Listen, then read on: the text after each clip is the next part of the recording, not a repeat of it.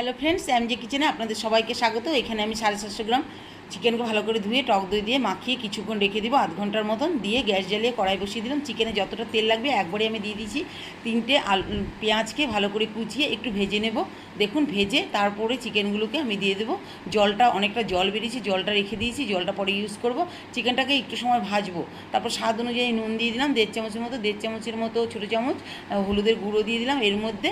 তার মধ্যে দিয়ে দিলাম ছোটো আদা রসুন বাটা, 2টো রসুন, আর এখানে 1 কোরের মতো আদা ছিল বাটা, আর 1.5 চামচের মতন ঝাল লঙ্কার গুঁড়ো, 1 চামচ, 1/2 চামচ গোলমরিচের গুঁড়ো, আর চিকেন মশলা। এটা দিয়েই চিকেনটা রান্না করব।